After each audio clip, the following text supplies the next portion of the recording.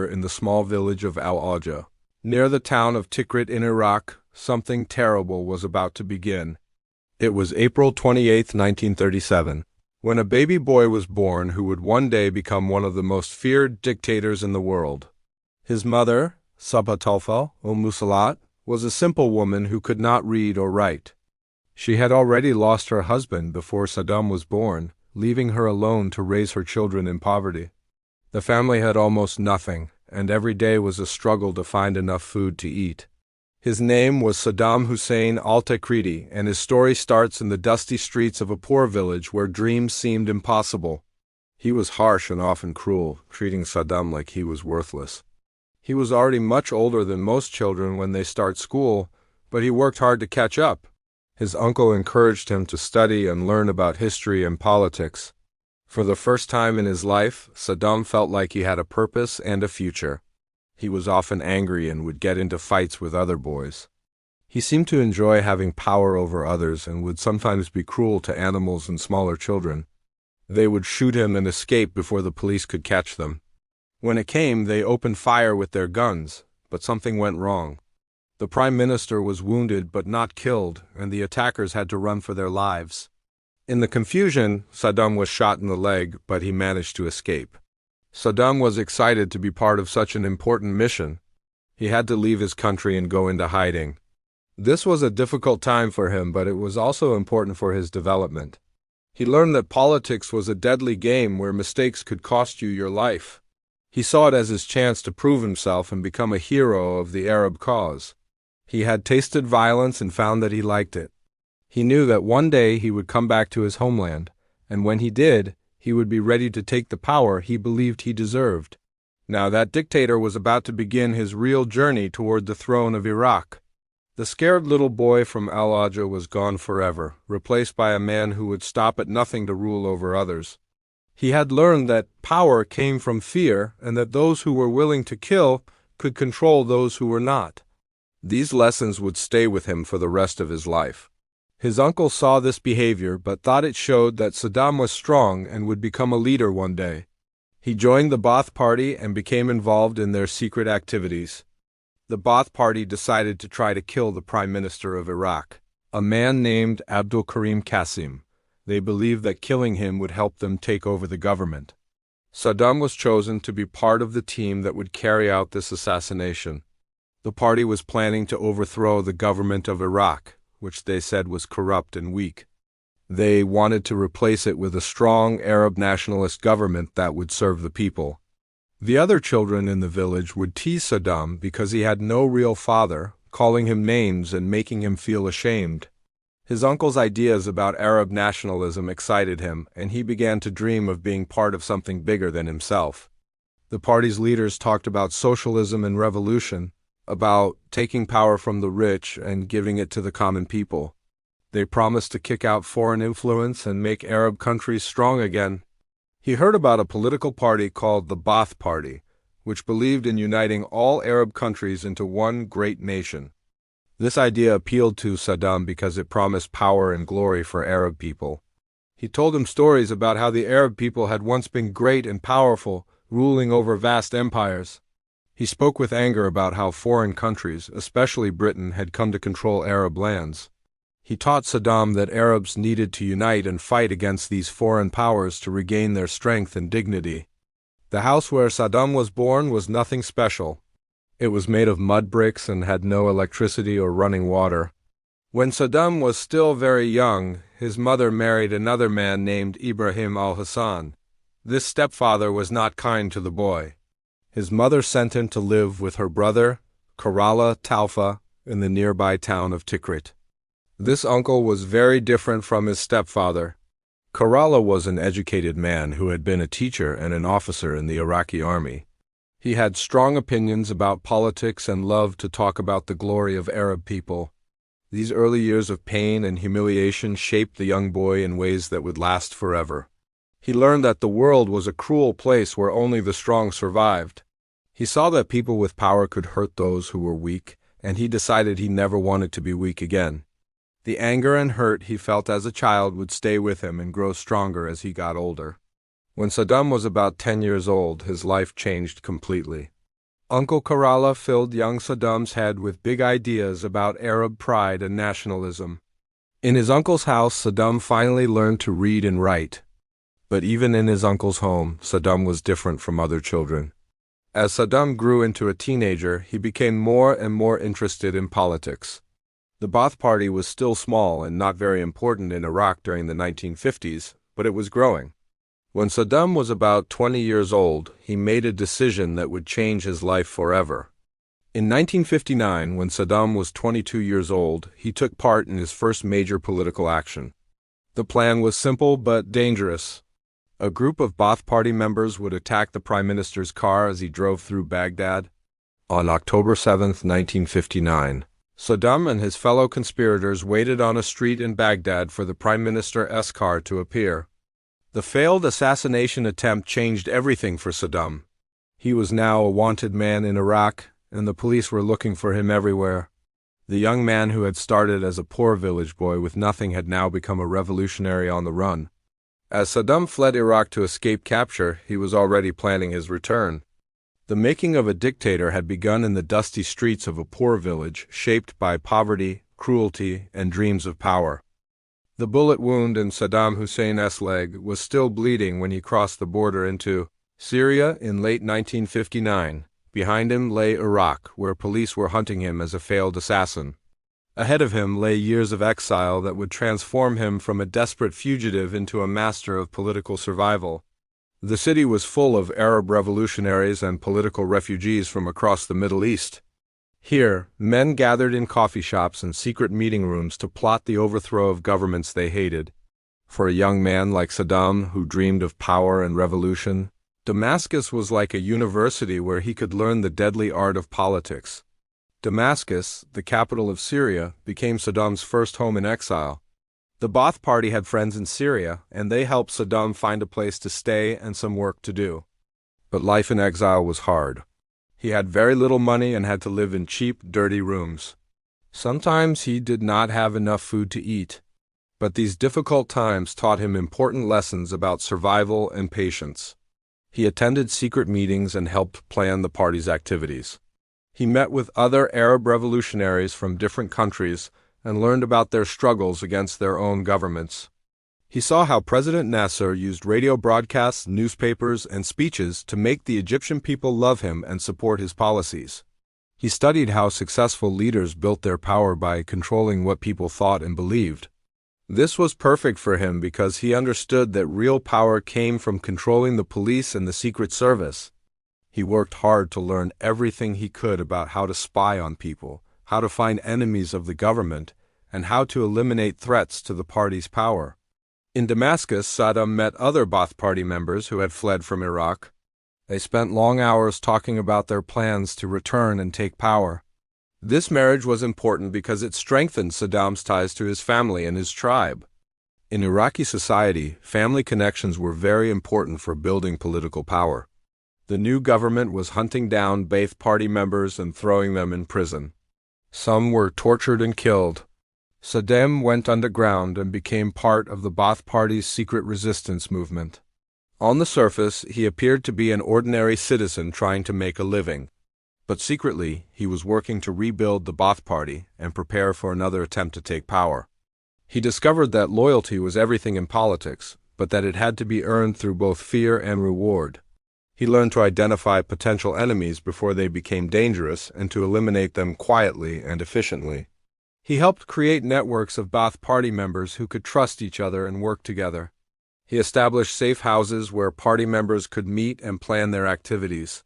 He understood that rushing into action too quickly could lead to disaster.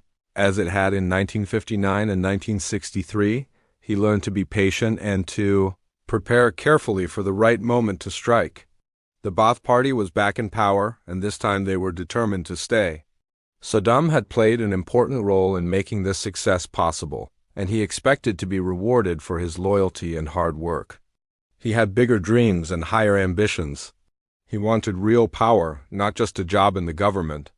The years of exile, underground struggle, and patient waiting had taught him everything he needed to know about how to climb to the top of the political ladder. He set up systems for passing secret messages and coordinating actions across the country. The Ba'ath Party had finally succeeded in overthrowing the government. A group of Ba'ath Party members and army officers had carried out a coup and taken control of the country. Other groups in the Iraqi army were jealous of the Ba'ath Party's success, and they began to plot against them. In November 1963, just 9 months after they had taken power, the Ba'ath Party was overthrown by their enemies. Once again, many Ba'ath Party members had to go into hiding or flee the country. He was still only 26 years old, but his years in exile had changed him. They had learned from their mistakes and had built a stronger, more disciplined organization. They had also made allies in the Iraqi army who were willing to help them take power. He was no longer the hot-headed young man who had helped bungle the assassination attempt. Now he was smarter, more patient, and much more dangerous. Prime Minister Qasim, the man they had tried to kill in 1959, was dead. The Ba'ath Party was now ruling Iraq. This time they were successful. In a carefully planned operation, they took control of the government and arrested their enemies. Unlike their previous attempts, this coup was smooth and efficient. There was very little fighting, and the Ba'ath Party quickly established control over all the important parts of the government. This was his chance to get a real education and learn about the world beyond his small village. He studied hard and read books about politics, history, and law. He learned how governments worked and how laws were made. Most importantly, he learned how power really worked in the modern world. They studied the mistakes they had made in the failed assassination attempt and promised to do better next time. Egypt was ruled by a strong leader named Gamal Abdel Nasser, who was the hero of Arab nationalism. Nasser had kicked the British out of Egypt and was fighting to make all Arab countries free and united. For young Arabs like Saddam, Nasser was like a god. Saddam listened carefully to everything they said and learned how to be a better revolutionary. After a few months in Syria, Saddam decided to move to Cairo, the capital of Egypt. In Cairo, Saddam enrolled in law school at Cairo University. But Saddam was not just a student. He was also still a Ba'ath Party member, and the party had work for him to do in Egypt. During his time in Cairo, Saddam also learned about propaganda and how to use it to control people's minds. In 1963, exciting news came from Iraq. Saddam immediately returned to Iraq to join the new government. The new Ba'ath government gave Saddam a job in the party's security organization. In 1963, Saddam also got married. His bride was his cousin, Sajida Talfa, who was the daughter of his uncle Kerala. But the Ba'ath Party's first time in power did not last long. Saddam managed to avoid capture, but he had to be very careful. For the next 5 years, from 1963 to 1968, Saddam lived a dangerous double life. During these underground years, Saddam learned some of his most important lessons about power and survival. Saddam also learned the importance of building a strong organization. Most importantly, Saddam learned how to wait. By 1968, the Ba'ath Party was ready to try again. On July 17, 1968, the Ba'ath Party struck again. Saddam Hussein was now 31 years old and had finally achieved his dream of being part of a successful revolution. But Saddam was not content to be just another party member. The revolutionaries' rise was complete, but the dictator's journey was just beginning. The Ba'ath Party had finally won control of Iraq in July 1968, but victory was just the beginning for Saddam Hussein. While the party's official leader, Ahmad Hassan al-Bakr, sat in the president's chair and gave speeches, the real work of building power was happening in the shadows. And nobody understood shadows better than Saddam. This sounded like an important job, but it was not the most important job in the government. However, Saddam was not worried about titles. He cared about real power, and he knew that real power came from controlling the things that mattered most: the police, the army, and the fear that kept people obedient. At 31 years old, Saddam was given the title of Deputy Chairman of the Revolutionary Command Council. One by one, he began to eliminate potential rivals within the Ba'ath Party and the government. Some disappeared quietly in the night. Others were arrested on charges of treason or corruption. A few were allowed to live, but were moved to harmless positions where they could do no damage. He also knew that he needed to build support among the Iraqi people. The Ba'ath Party had promised to make Iraq a modern, prosperous country and Saddam made sure that some of these promises were kept. President al-Bakr was older than Saddam and came from the same town of Tikrit. This made him like a father figure to Saddam, and al-Bakr trusted him completely. This oil was the country's greatest treasure, but for many years it had been controlled by foreign companies that took most of the profits for themselves. In 1972, Saddam played a key role in nationalizing the oil industry, which meant that Iraq would now control its own oil and keep all the money it made from selling it. Instead, he planned each move like a chess player, thinking many steps ahead. He would first isolate his target by spreading rumors about their disloyalty. New factories were built to provide jobs for people in the cities. Women were encouraged to get education and to work outside their homes. For the first time in Iraq's history, it seemed like the government actually cared about ordinary people. Hospitals were constructed in towns that had never had proper medical care. All other parties were banned, and their members were arrested or fled the country. The government controlled all newspapers, radio stations, and television channels. Giant portraits of the two leaders were put up in every public building and on street corners throughout the country. Their pictures appeared in every newspaper, and their voices were heard on every radio broadcast. He used the country's soil wealth to support other Arab countries and movements that shared Ba'ath Party ideology. He hosted meetings of Arab leaders and tried to present himself as a champion of Arab unity and Palestinian rights. He bought modern weapons from the Soviet Union and other countries. He established military academies to train officers and built factories to produce weapons inside Iraq. He studied the methods used by other successful authoritarian leaders around the world. He read about Stalin in the Soviet Union, Hitler in Germany, and other dictators who had built powerful regimes. While President al-Bakr remained the official leader, Saddam was the one making the important decisions. He controlled the security services, the military, and the Ba'ath Party organization. He had done this so skillfully that many people did not even realize what had happened. They still thought al-Bakr was in charge, but the old president was becoming more and more like a puppet dancing to Saddam's tune. He was the one who decided who lived and who died, who prospered and who suffered. He had spent 11 years building his power and eliminating his enemies. Now he was ready to step out of the shadows and claim the throne that he had always believed was rightfully his. He learned what worked and what did not work in controlling large populations. He wanted to make sure that Iraq would be strong enough to defend itself and to project power beyond its borders. Children in schools were taught to love and respect their leaders more than their own parents. Only one point of view was allowed to be expressed, and that was the point of view of the Ba'ath Party and its leaders. Roads were paved connecting remote areas to the major cities. He was creating a system of control that would make it impossible for anyone to challenge his authority. Secret police watched every neighborhood, every workplace, every school. Children were taught to report on their parents if they said anything critical of the government. Friends were encouraged to spy on friends. Electricity was brought to places that had never seen electric lights. For many ordinary Iraqis, these improvements made their lives much better than they had ever been. Suddenly, the government had billions of dollars to spend on building the country. Saddam made sure that this money was used in ways that would make people grateful to the Ba'ath Party and to him personally. Then he would gather evidence of their crimes, real or invented. Finally, he would strike when they were weakest and most vulnerable. This trust was exactly what Saddam needed to begin building his empire of control. He established multiple intelligence agencies that watched not only ordinary citizens, but also watched each other. No one could be trusted completely, and everyone had to prove their loyalty constantly. This system of mutual suspicion and fear became the foundation of Saddam's power.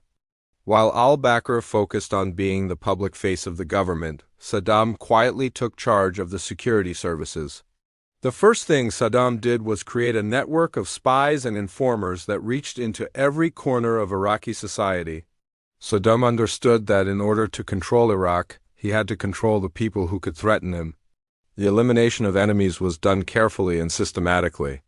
Saddam never acted in anger or haste. But Saddam was not just interested in destroying his enemies. Iraq was blessed with vast amounts of oil buried beneath its desert sands. The nationalization of oil brought enormous wealth into Iraq's treasury. New schools were built in villages that had never had schools before. Saddam also launched programs to help farmers and workers. Land that had belonged to wealthy landlords was taken away and given to poor peasants. But even as he was building schools and hospitals, Saddam was also building something much more sinister. The Ba'ath Party became the only legal political party in Iraq. Saddam also began to build a cult of personality around himself and around President al-Bakr. During the 1970s, Saddam also worked to make Iraq a leader in the Arab world. The money from oil also allowed Saddam to build up Iraq's military forces. But perhaps most importantly, Saddam spent these years learning how to be a dictator. By the mid-1970s, it was becoming clear to everyone who really held power in Iraq. The transformation was remarkable. In just a few years, Saddam had gone from being a deputy in the government to being the real ruler of Iraq. As the 1970s came to an end, Saddam began to prepare for his final move. The architect of power had finished building his empire. Soon, the world would know his name. On July 16, 1979, Ahmad Hassan al-Bakr announced his retirement as president of Iraq. He was getting old, he said, and his health was failing. It was time for a younger man to lead the country into the future. That younger man was Saddam Hussein, who at 42 years old was finally ready to step out of the shadows and claim the throne he had been building toward for over a decade. The transition looked peaceful and normal on the surface. Al-Bakr smiled and shook hands with Saddam as he passed the presidential seal to his former deputy. The ceremony was broadcast on television across Iraq, and the announcers spoke of a smooth and friendly transfer of power between two old friends who both wanted what was best for their country. He had been forced out by Saddam, who had decided that he no longer needed the old man as a front for his power. He said that some of the men sitting at that very table had been plotting against the government and against the Ba'ath Party. Then he began to read names from a list. One by one, he called out the names of men who had been his colleagues and partners for years. Some of the accused men begged for mercy. Others sat in stunned silence. A few tried to protest their innocence, but no one listened. Within a few hours, dozens of the most senior Ba'ath Party officials had been taken away to prison. Many of them would never be seen alive again. Some people whispered that al-Bakr had been planning to make peace with Syria and unite the two countries, something that would have reduced Saddam's power. Others said that al-Bakr had simply become an obstacle to Saddam's ambitions. Anyone who opposed him, anyone who questioned him, anyone who even thought about challenging him would face the same fate as the men who had been dragged away that day. Whatever the real reason, al-Bakr was gone, and Saddam was now officially the most powerful man in Iraq. He also had a vision for what Iraq could become under his leadership. He launched ambitious construction projects that would have seemed impossible just a few years earlier. New cities were planned and built from scratch. Ancient historical sites were restored and turned into tourist attractions. Modern highways connected every part of the country. He wanted to transform his country into a modern, powerful nation that would be respected and feared throughout the Middle East and beyond. He dreamed of Iraq becoming the leader of the Arab world, just as Egypt had been under President Nasser. Women were encouraged to get university educations and to work in professional jobs. They were allowed to drive cars, to travel abroad, and to participate in political activities. Iraq became one of the most progressive countries in the Middle East when it came to women's rights, something that made Saddam proud and helped improve Iraq's image in the world. But the truth was much darker. Al-Bakr had not chosen to retire. New hospitals were built with the most modern equipment available. Iraqi doctors were sent abroad to study at the best medical schools in Europe and America. The government provided farmers with modern tractors and other equipment. New irrigation systems were built to bring water to dry areas where crops had never grown before. For the first time in their lives, many people had access to electricity, clean water, education, and medical care. Children who had grown up in poverty could now dream of becoming doctors, teachers, or engineers. They might be arrested, tortured, or simply disappear. Families learned not to ask too many questions when their relatives failed to come home one day. Women who had been confined to their homes could now work and earn their own money. Iraq was becoming richer and more modern every day, but it was also becoming more oppressive and more dangerous for anyone who dared to think independently. Saddam had created a golden cage for his people, where they could live comfortable lives as long as they never questioned who was in charge. He had eliminated his enemies, consolidated his control, and begun to transform Iraq into the modern nation of his dreams. But the president's vision was about to encounter a serious challenge from across the border in Iran, where a revolution was brewing that would change everything. His picture was displayed in every public building, every school, and every government office. Children were taught to recite poems praising his wisdom and leadership. Adults were expected to attend rallies where they would cheer for him and express their love for their great leader. Agricultural colleges were established to teach farmers the latest techniques for growing more food with less effort. The government provided free health care to all citizens, rich and poor alike. Diseases that had killed thousands of people every year were brought under control through vaccination programs and improved sanitation. He wanted every Iraqi child to be able to read and write, something that had never been achieved in the country's history. New schools were built in every village and neighborhood. Teachers were trained and sent to remote areas that had never had proper education before. The same oil money that paid for education and healthcare also paid for one of the most extensive surveillance systems in the world. Secret police were everywhere, watching and listening to everything that people said and did. The government even paid families to send their children to school instead of making them work. The first thing Saddam did as president was to make sure that no one else would ever be able to challenge him as he had challenged al-Bakr. He called a meeting of the Revolutionary Command Council, which was the group of Ba'ath Party leaders who helped run the government. He built monuments to himself, and to the Ba'ath Party, he constructed luxurious resorts and hotels where foreign dignitaries could be impressed by Iraq's prosperity. All the most important men in Iraq were there, sitting around a large table in a government building in Baghdad. What happened next shocked even the hardened political veterans in the room. Saddam announced that there were traitors among them. As each name was read, security guards came into the room and arrested the man. This purge was not just about removing enemies. It was about sending a message to everyone in Iraq that Saddam Hussein was now in complete control. But Saddam was not just interested in ruling through fear. The oil money that had been flowing into Iraq throughout the 1970s gave Saddam the resources he needed to pursue this vision. In Baghdad, the capital city, Saddam ordered the construction of magnificent palaces and government buildings that would show the world how wealthy and powerful Iraq had become. Education was one of Saddam's top priorities. Women's rights also improved under Saddam's early presidency. The healthcare system was completely transformed. Agriculture was also revolutionized. All of these improvements made life better for millions of ordinary Iraqis. But even as Saddam was building schools and hospitals, he was also building something much more sinister. The cult of personality that had begun in the 1970s reached new heights after Saddam became president. Anyone who criticized the government or expressed any doubt about Saddam's policies could expect a visit from the secret police. The contrast between the prosperity and the terror was striking. As 1979 turned into 1980, Saddam Hussein seemed to be at the height of his power and success. In the early months of 1980, Saddam Hussein was feeling confident about his position as the new president of Iraq. His country was prosperous, his people seemed content, and his enemies had been eliminated. But across the border in Iran, events were unfolding that would soon drag Iraq into the longest and most devastating war in its modern history. But in 1979, the same year Saddam became president, the Iranian people rose up in revolution and threw out the Shah. The new rulers of Iran were Islamic fundamentalists led by an elderly religious leader named Ayatollah Khomeini.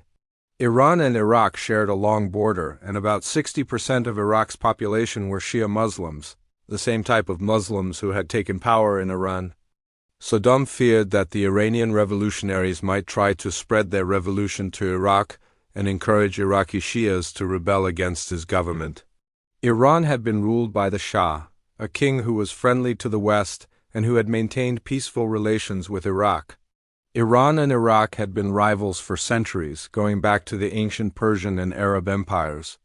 They disagreed about who should control the Shatt al-Arab waterway, which was the only way for Iraq to ship its oil to the sea.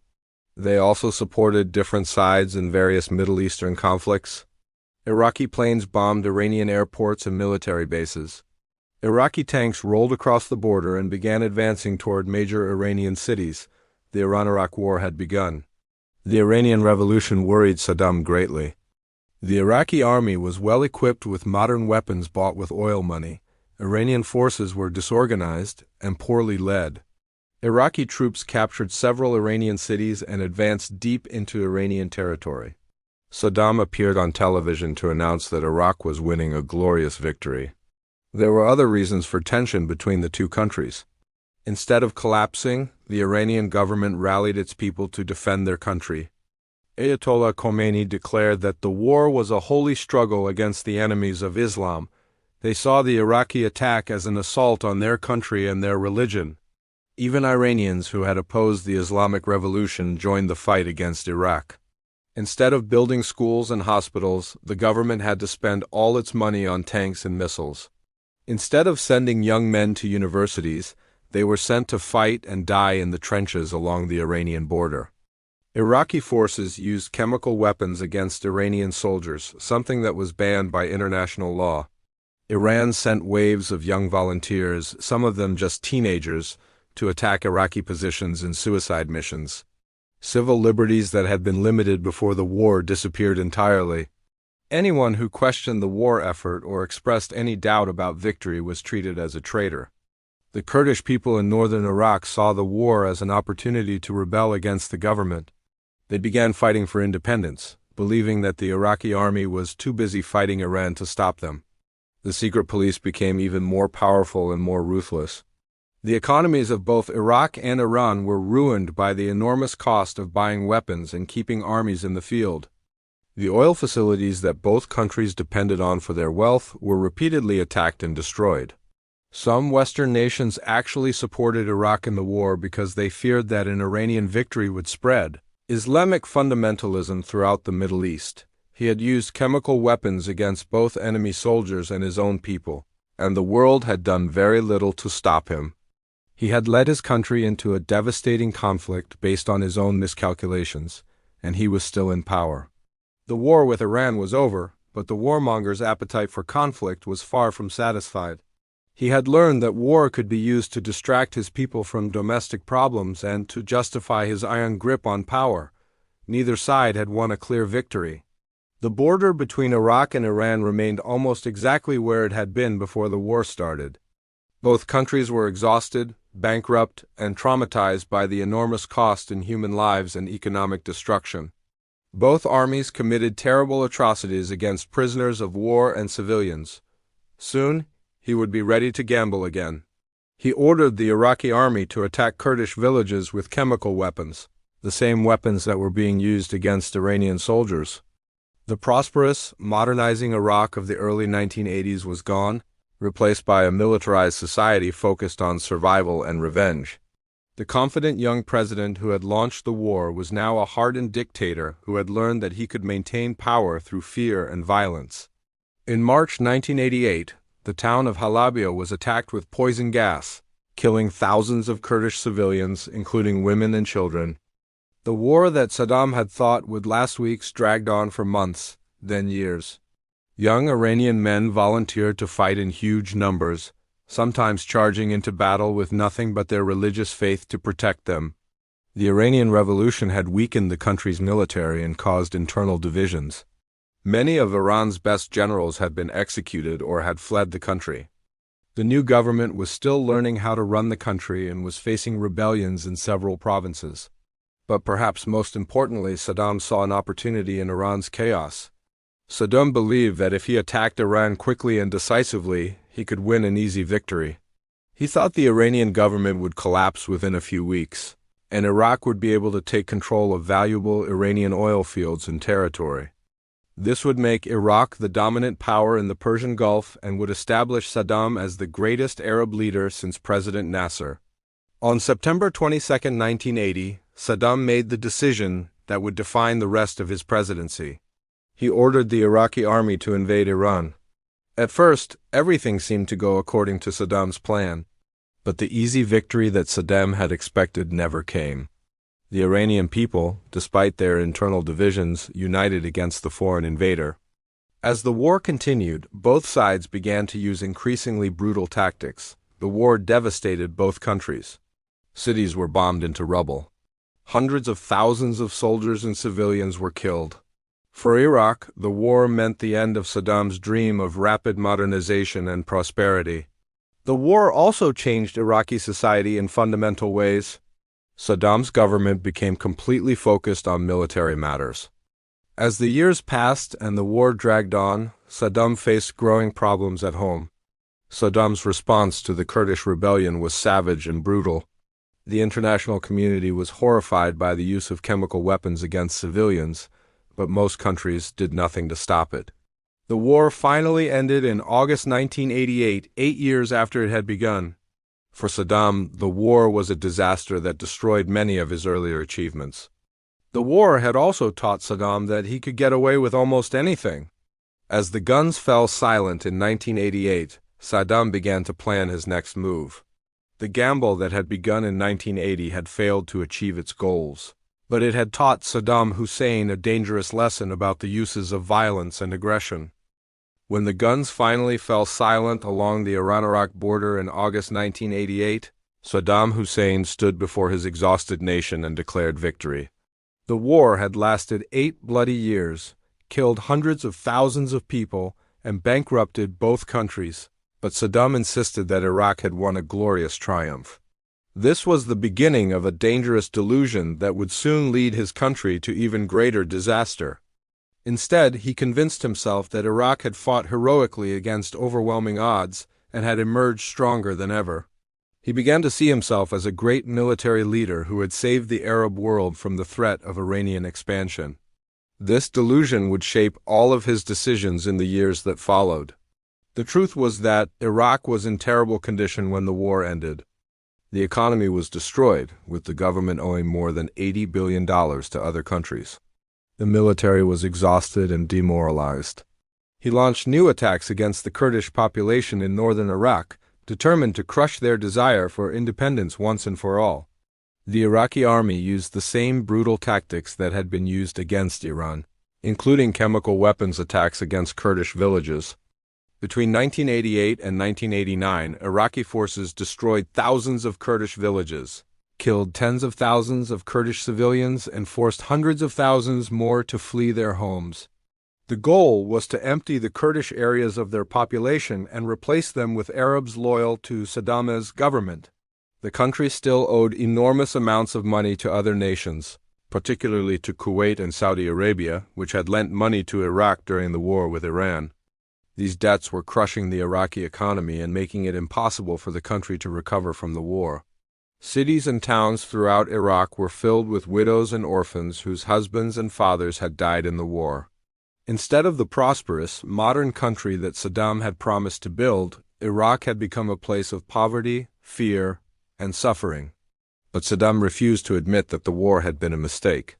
He accused the small, wealthy country of deliberately keeping oil prices low to hurt Iraq's economy. He claimed that Kuwait was actually an Iraqi province that had been stolen by the British many years earlier. Unlike Iran, Kuwait was a close ally of the United States and other Western powers. The small country was also a major oil producer, and its conquest gave Iraq control over a significant portion of the world's oil reserves. The international community could not allow this to stand. He demanded that Kuwait forgive Iraq's debts and pay billions of dollars in compensation for the oil that Saddam said Kuwait had stolen from Iraqi territory. When Saddam refused, the UN imposed comprehensive economic sanctions on Iraq, cutting off all trade with the country.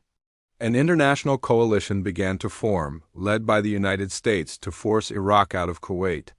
The international coalition against Iraq grew to include 34 countries. Nearly 1 million foreign troops were deployed to Saudi Arabia and other Gulf states. The most powerful military force since World War II was being assembled to drive Iraq out of Kuwait. When coalition forces finally attacked Iraqi positions in Kuwait and southern Iraq, the Iraqi army collapsed within days. Thousands of Iraqi soldiers were killed or captured, while coalition losses were minimal. The mighty army that Saddam had built over many years was crushed in less than a week. The first challenge facing Saddam after the war was what to do with the enormous army that Iraq had built to fight Iran. Iraqi forces had been driven out of Kuwait, and the country was free again. But for Iraq, the defeat was catastrophic. The country's military was destroyed, its economy was in ruins, and its international reputation was shattered. But even as his regime teetered on the edge of collapse, Saddam Hussein was not finished making terrible decisions that would bring even more suffering to his people. The country had over 1 million men under arms, making it one of the largest military forces in the world. He moved more troops into Kuwait and began to threaten Saudi Arabia as well. He tried to link the Kuwait crisis to the Palestinian issue, claiming that he was fighting for Arab rights against Western imperialism. Iraqi tanks rolled across the border and quickly occupied the entire country. The Kuwaiti army was small and poorly equipped, and it was overwhelmed within hours. The Soviet Union, which had been one of Iraq's main supporters, was collapsing and could no longer provide help. Baghdad and other Iraqi cities were hit by thousands of bombs and missiles. The Iraqi Air Force was destroyed, and much of the country's infrastructure was reduced to rubble. The United States was now the world's only superpower, and President George Bush was determined to show that aggression would not be tolerated. The Kuwaiti government fled to Saudi Arabia, and Saddam announced that Kuwait was now the 19th province of Iraq. These soldiers expected to be rewarded for their service, but the government had no money to pay them properly or to provide them with jobs in civilian life. He began to threaten military action against Kuwait, claiming that Iraq had the right to take back what belonged to it. Most world leaders assumed that these threats were just bluster designed to pressure Kuwait into making economic concessions. They had become accustomed to violence and had lost touch with peaceful ways of living. Some had been traumatized by the horrible things they had seen and done during the war. Saddam worried that if these men became unhappy with their treatment, they might turn against his government. Many of these soldiers had spent years learning how to kill and destroy. To keep the army loyal and occupied, Saddam decided to use it against his own people. The campaign against the Kurds was part of what Saddam called the Anfal operation, named after a chapter in the Quran, but even this campaign of terror was not enough to solve Iraq's problems. Saddam began to blame Kuwait for Iraq's economic problems. The Kuwaiti government rejected these demands, which only made Saddam angrier. They were wrong. On August 2, 1990, just 2 years after the end of the Iran-Iraq War, Saddam ordered his army to invade Kuwait. The invasion of Kuwait was even more reckless than the attack on Iran had been. Within days of the invasion, the United Nations Security Council passed resolutions demanding that Iraq withdraw from Kuwait immediately.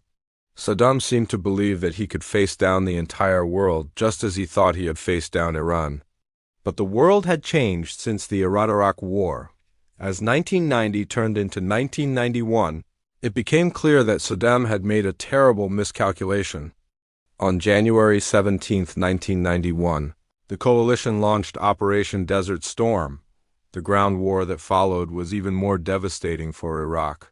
On February 28, 1991, President Bush declared a ceasefire. The dictator, who had once dreamed of leading the Arab world, had instead led his country to humiliation and disaster. The defeat in Kuwait should have been the end of Saddam Hussein's rule, but dictators do not give up power easily. As coalition forces celebrated their victory in 1991, Saddam was already planning how to survive the greatest crisis of his political life. What followed would be 12 years of suffering for the Iraqi people, as their country became a prison ruled by paranoia and cruelty.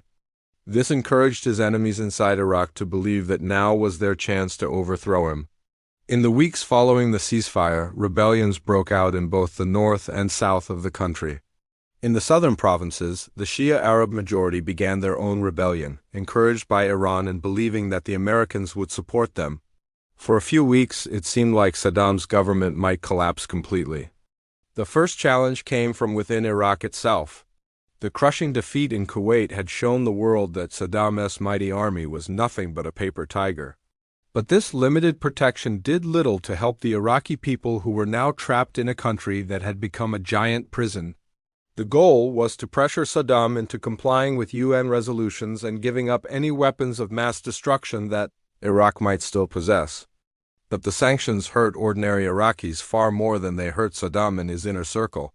Children died from diseases that could have been easily treated if the hospitals had proper supplies. The infrastructure that had been damaged during the war could not be repaired because the spare parts needed were banned by the sanctions. President Bush had achieved his goal of liberating Kuwait and had no desire to get involved in Iraq's internal affairs. The coalition forces watched from across the border as Saddam used his remaining military units to crush the uprisings with extraordinary brutality. He played a cat-and-mouse game with UN weapons inspectors, sometimes allowing them to work and sometimes blocking their access to suspected weapons sites. He seemed to believe that he could outlast the international community as patience and eventually get the sanctions lifted without making real concessions. He built new palaces even as schools and hospitals crumbled. He threw lavish parties for his family and supporters while ordinary Iraqis struggled to find enough food to feed their children. The contrast between the ruler's wealth and the people's poverty became more extreme with each passing year. Although Iraq had nothing to do with the attacks, the new American president, George W. Bush, included Iraq in what he called the axis of evil. The Bush administration began to argue that Saddam's regime was a threat to world peace and that he might provide weapons of mass destruction to terrorists. He continued to obstruct weapons inspections and made threatening statements about his enemies. He appeared to think that the Americans would never actually invade Iraq because the cost would be too high. In the northern provinces, the Kurdish people rose up again, hoping that this time they could finally win their independence. This provided some relief for the Iraqi people, but it also created new opportunities for corruption. Many units simply melted away without fighting. Within 3 weeks, American tanks were rolling through the streets of Baghdad, and Saddam's government had fallen. Saddam and his supporters found ways to steal money from the program, using it to buy luxury goods and weapons while the people remained poor. Unlike the limited war in 1991, this time the goal was to overthrow Saddam's government completely. The invasion force was smaller than the coalition that had fought in Kuwait, but it was still overwhelming compared to Iraq's weakened military. Saddam's forces used helicopter gunships and artillery to attack rebel positions in cities and towns. He trusted no one completely and constantly feared that someone was plotting against him, and the world would soon see him face justice for his crimes. The dictator who had ruled Iraq with an iron fist for over 20 years was nowhere to be found. He had his own sons-in-law killed when they tried to defect to Jordan. He purged the military and government repeatedly, removing anyone who might pose a threat to his power. They executed thousands of suspected rebels and their families. Mass graves were dug to hold the bodies of those who had dared to challenge the dictator's rule. The man who had once lived in golden palaces and commanded armies was pulled from a hole in the ground, dirty and bearded, looking like a homeless beggar. The message was clear: no one could stand against Saddam Hussein and survive. But the international coalition that had been so effective at driving Iraq out of Kuwait did nothing to help the rebels. But the Americans were determined to find him and bring him to justice. They searched throughout Iraq, following every lead and interrogating every person who might know where he was hiding. The suppression of the rebellions was swift and merciless. The international community, horrified by the slaughter, established no-fly zones over northern and southern Iraq to protect the Kurdish and Shia populations from further air attacks. The United Nations imposed comprehensive sanctions on Iraq, cutting off almost all trade with the outside world. Life under sanctions became a daily struggle for survival for millions of Iraqis. Food became scarce and expensive. Medicine was almost impossible to find. While his people suffered, Saddam lived in luxury in his many palaces. The sanctions were supposed to last only until Iraq complied with UN demands, but Saddam refused to cooperate fully. In 1995, the UN established the Oil for Food program, which allowed Iraq to sell some of its oil in exchange for food and medicine. The isolation of Iraq meant that Saddam became increasingly paranoid and out of touch with reality. The September 11, 2001 terrorist attacks in the United States changed everything. Saddam, still delusional about his own power, seemed to believe that he could face down the Americans just as he had tried to face down the coalition in 1991. He was wrong again. On March 20, 2003, American and British forces launched a massive invasion of Iraq. The Iraqi army, which had been rebuilt after 1991 but was still much weaker than before, collapsed even faster than it had in Kuwait. Saddam himself disappeared as his regime crumbled around him. His palaces were looted, his statues were pulled down, and his supporters either fled or went into hiding. For a few months, it seemed like Saddam Hussein had vanished from the face of the earth. Finally, on December 13, 2003, American soldiers found Saddam Hussein hiding in a small underground bunker near his hometown of Tikrit. The tyrant's last stand was over. The dictator who had brought so much suffering to his people was finally a prisoner. The photograph that appeared in newspapers around the world showed a man who looked nothing like the powerful dictator who had terrorized Iraq for decades. Saddam Hussein sat in what appeared to be a medical examination room, his once carefully groomed beard now wild and unkempt, his eyes staring blankly ahead. The mighty tyrant had been reduced to a confused old man being checked for lice by an American military doctor. The capture of Saddam Hussein in December 2003 marked the beginning of the final chapter in his story. He was given a small cell with a bed, a table, and a copy of the Quran. The man who had once owned dozens of palaces now lived in a space smaller than most people as bathrooms. It was a dramatic fall from the heights of power to the depths of imprisonment. For the first time in over 30 years, the man who had held absolute power over Iraq was completely powerless. He was now a prisoner, dependent on his captors for food, shelter, and even basic dignity. He seemed to be in a state of shock, unable to accept that his reign was truly over. But gradually he began to adapt to his new reality. He started to exercise regularly, took care of his appearance, and even began writing poetry. It was broadcast live on television, allowing millions of Iraqis to see their former dictator facing justice for the first time. The man who had once seemed untouchable was now sitting in a defendant's chair, forced to answer for his actions.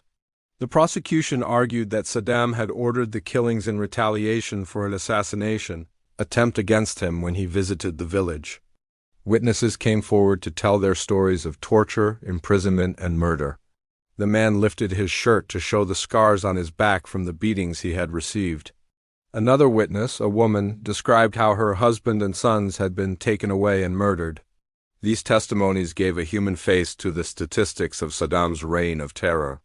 Some observers said he seemed almost relieved to be free of the burden of power. He claimed that he was still the legitimate president of Iraq and that the court had no authority to try him. He argued with the judges, disrupted the proceedings, and insisted that he was a victim of American aggression rather than a criminal. In the recording, he could be heard discussing the use of chemical weapons against civilians as if he were talking about the weather. The casual tone of his voice while ordering mass murder shocked even those who thought they knew how evil he was. They claimed that any harsh measures he had taken were necessary to maintain order and defend the country. They portrayed him as a victim of American imperialism rather than a war criminal. Document after document showed his direct involvement in planning and ordering atrocities. The case against him was so strong that even his own lawyers seemed to know that conviction was inevitable. He would shout at the judges, refuse to recognize the court's authority, and sometimes boycott the proceedings entirely. His behavior showed that even in captivity he remained arrogant and defiant, unwilling to admit that he had done anything wrong. They presented testimony from former officials who described how Saddam personally ordered torture and killing. The verdict was announced on live television, and celebrations broke out in Shia and Kurdish areas of Iraq. For many Iraqis, it was a moment of justice that they had waited decades to see. He seemed to believe that history would vindicate him and that he would be remembered as a great Arab leader who had fought against foreign occupation. Saddam Hussein, the man who had ruled Iraq with terror for over 2 decades, was dead. The tyrant who had caused so much suffering had finally faced the ultimate justice for his crimes. He was allowed to wash and pray, and then he was led to the execution chamber. His death marked the end of an era, but the consequences of his rule would continue to shape the Middle East for years to come. Even in his final moments, he remained defiant, refusing to wear a hood and declaring that he was dying as a martyr for Iraq. Saddam was scheduled to be executed within 30 days. The news spread quickly throughout Iraq and around the world. The man who had once seemed invincible was about to meet his end. They displayed photographs of mass graves and chemical weapons attacks.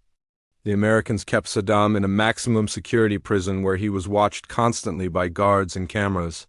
For months, Saddam remained silent about his capture and his crimes. Many Iraqis wanted immediate revenge for the decades of suffering they had endured. Others argued that he should be tried fairly in a court of law to show that the new Iraq would be different from the old one.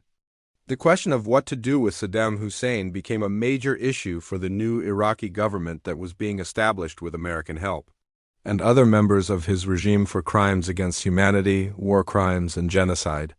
The court was made up of Iraqi judges and followed Iraqi law, but it received advice and support from international legal experts. In 2004, the Iraqi government established the Iraqi High Tribunal, a special court designed to try Saddam. The trial of Saddam Hussein began on October 19, 2005, in a heavily guarded courtroom in Baghdad. The first case brought against Saddam focused on the massacre of 148 Shia men and boys from the village of Dujail in 1982. One of the most powerful moments in the trial came when a witness testified about being tortured in prison, but Saddam refused to show any remorse or accept responsibility for his crimes. The trial was frequently interrupted by Saddam's outbursts and protests. The prosecution presented evidence of Saddam's involvement in numerous atrocities throughout his reign. They showed documents with his signature authorizing mass executions. One of the most damning pieces of evidence was a recording of Saddam's voice giving orders for the destruction of Kurdish villages during the ANFAL campaign. The defense team argued that Saddam was a patriotic leader who had been fighting to protect Iraq from its enemies. But the evidence against Saddam was overwhelming. Witness after witness testified about the horrors they had experienced under his rule. On November 5, 2006, the Iraqi High Tribunal found Saddam Hussein guilty of crimes against humanity and sentenced him to death by hanging. Even after his conviction, Saddam remained defiant. He appealed the verdict and continued to claim that he was innocent of all charges. The appeals process was brief, and on December 26, 2006, the Iraqi Appeals Court upheld the death sentence. On the morning of December 30, 2006, Saddam Hussein was awakened in his cell and told that the time had come. The execution was carried out at dawn, just as the first light of the new day was breaking over Baghdad. The reckoning was complete, but the story of Saddam Hussein's impact on Iraq and the world was far from over. The rope that ended Saddam Hussein's life on December 30, 2006, was supposed to close a dark chapter in Iraqi history. But as the sun rose over Baghdad on that winter morning, it became clear that the dictator's death was not an ending but a beginning. The legacy of his brutal rule would continue to haunt Iraq and the entire Middle East for decades to come. The Shia majority, who had suffered under Saddam's rule, celebrated in the streets. But many Sunni Arabs, who had been part of Saddam's power structure, saw his death as an attack on their entire community. The video showed Saddam being taunted by his executioners, who shouted Shia religious slogans as he died. What was meant to be a moment of justice became a symbol of sectarian revenge. Instead of helping to heal Iraq's wounds, Saddam's death seemed to make them deeper. The fragile peace that had existed since the American invasion began to crumble. Within hours of Saddam's execution, sectarian violence exploded across Iraq. In the Sunni areas where Saddam had been popular, extremist groups like al-Qaeda in Iraq gained support by promising to fight against the Shia-dominated government and American forces. The execution itself became controversial when a cell phone video of the hanging was leaked to the public. This organization was founded by former members of Saddam's military and intelligence services who had been left unemployed and angry after the fall of his regime. They used the skills they had learned under Saddam to create an even more brutal and fanatical organization. The civil war that followed was devastating. Sunni and Shia militias fought each other in the streets of Baghdad and other cities. They conquered large parts of Iraq and Syria, establishing a so-called caliphate that was characterized by mass executions, slavery, and terrorism. The group's rise showed how the destruction of one dictatorship could sometimes lead to the creation of something even worse. Many Iraqis had learned to survive by not trusting anyone, not speaking their true thoughts, and not taking initiative. These survival skills that had been necessary under Saddam's rule made it difficult to build a democratic society based on trust and cooperation.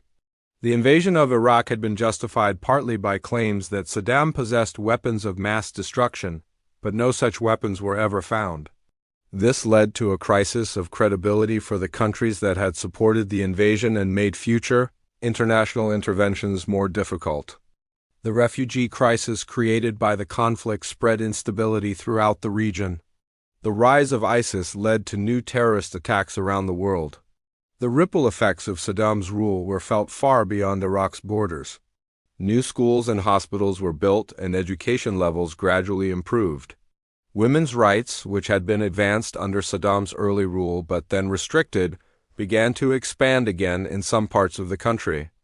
His rise to power showed how economic hardship, social divisions, and political instability can create opportunities for ambitious and ruthless individuals to seize control. The millions of people who died in his wars, the families destroyed by his repression, and the society traumatized by his rule are a reminder of why democracy and human rights matter. The country has made progress in some areas, but it remains fragile and divided. The challenge for Iraq's current leaders is to build a society that can overcome the trauma of the past and create a better future for all its people. His legacy is a warning about what happens when power is concentrated in the hands of one person, who believes that his will is more important than the law. His rule demonstrated how dictators use fear, propaganda, and violence to maintain power. The Kurdish region of northern Iraq, which had suffered terribly under his rule, became a relatively stable and prosperous area. Democratic elections were held regularly, and while they were often flawed, they represented a significant improvement over the complete absence of political choice under Saddam. The true measure of Iraq's success will not be whether it can forget Saddam Hussein, but whether it can learn from his story and ensure that such a catastrophe never happens again. The wars he had started and the weapons he had used left Iraq contaminated with dangerous chemicals and radioactive materials. The marshes of southern Iraq, which had been drained to punish the Shia population, became ecological disasters. Entire generations had grown up knowing nothing but conflict and fear. The institutions, habits, and relationships that support democracy cannot be created overnight. They require time, patience, and the willingness of people to work together despite their differences. The institutions that hold a society together, schools, hospitals, courts, and police, had been weakened or destroyed. Trust between different groups and communities had been shattered. The oil fields that had been damaged during various conflicts continued to burn and pollute the air. The soldiers who had come to Iraq to remove a dictator were now trying to prevent a civil war. Thousands more American troops were sent to Iraq to try to restore order, but the violence continued for years. The army was disbanded, the police force was dissolved, and the entire government bureaucracy was eliminated. This left Iraq without any functioning institutions to maintain order or provide services to the people. The country that had once been one of the most developed in the Middle East became a failed state. The quick victory that had been promised turned into a long and bloody occupation. Thousands of people were killed simply because of their religious identity. Entire neighborhoods were ethnically cleansed as families fled to areas where their sect was the majority. The Iraq that emerged from this violence was a very different country from the one Saddam had ruled. The American military found itself caught in the middle of this sectarian conflict. The collapse of Saddam's government had also destroyed the Iraqi state itself. The power vacuum created by Saddam's fall was eventually filled by new groups that were often as violent and oppressive as his regime had been. The environmental legacy of Saddam's rule was also devastating. For ordinary Iraqis, the legacy of Saddam's rule was a society traumatized by decades of war, repression, and violence. The psychological impact of living under a dictatorship for so long was profound. The international community also struggled to deal with the consequences of Saddam's legacy. The cost of dealing with Saddam's legacy was enormous. The wars in Iraq cost hundreds of thousands of lives and trillions of dollars. Yet there were also some positive developments that emerged from the end of Saddam's dictatorship. Some of the modernization projects that Saddam had started were eventually completed by later governments. The story of Saddam Hussein offers important lessons about the nature of dictatorship and the difficulty of building democracy. The aftermath of his fall showed that removing a dictator is often easier than building a stable and just society to replace the dictatorship. Perhaps most importantly, Saddam's story shows the human cost of authoritarianism. Today, Iraq continues to struggle with the legacy of Saddam Hussein's rule. The dictator is dead, but the work of healing the wounds he created continues.